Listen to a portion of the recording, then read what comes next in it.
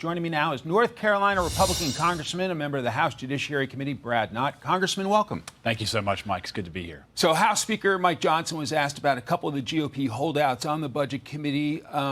Let's play it. I'll get you to react.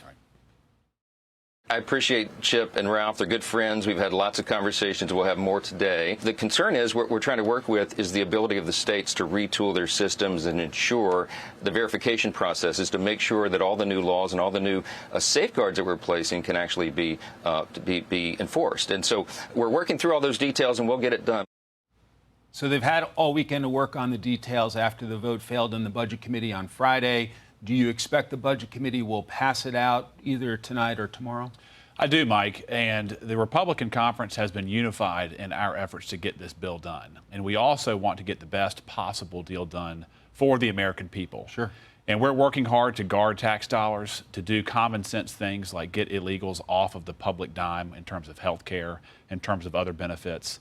And the negotiations have been furious and dizzying these last few days, but we're all united in trying to get this bill across the finish line. Speaker Johnson put a deadline of Memorial Day, passing it out of the House. Are you confident you guys will get it done this week? You know, I am. I'm optimistic. Again, when you look at this bill, there's 90% unification about what we need to have in this bill, maybe even more than that. We are really talking about the details on the edge.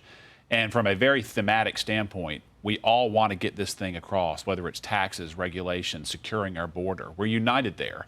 And some of these other details, especially as it relates to the back-ending of Medicaid and some of the tweaks, I think we can work those out because, again, from a political, ideological vantage point, we're united. We want to guard the dollars and make these programs better.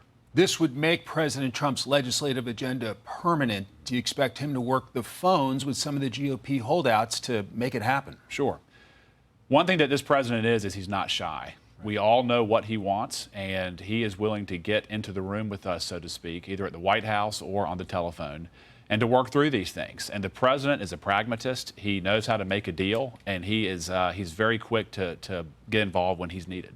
There's also the fallout from those Biden audio tapes. Virginia Senator Tim Kaine was asked about it today. I want to play that and get you to react. Sure. Joe Biden made the decision to give up the office of the presidency, the most powerful office in the world. And, you know, you can go back and try to rethink what should have happened in 2024, but my Virginians are talking to me about, can you get rid of the Trump economic chaos? Can you lift tariffs? Can you protect Medicaid and Social Security? They're not asking me to rethink what President Biden or his team did in 2024. How do you respond, Congressman?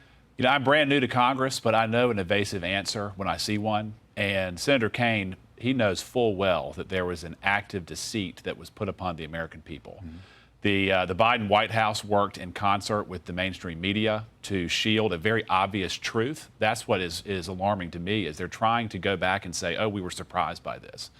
Everyone knew that Joe Biden was not functioning at a full capacity. Everyone knew that he was not at his peak form. But despite that, the media and his political allies were not truthful or straight with the American people, and that's a very concerning reality. You serve on the House Judiciary Committee. Do you expect hearings in that committee to dig into who was running the country at the time? Without going into too much detail about what we're planning on doing, I think that's a very real possibility, and it's a needed review on our part, because if Joe Biden was as incoherent as we now know him to be, that's a real question. Who was behind the desk? Who was making the decisions?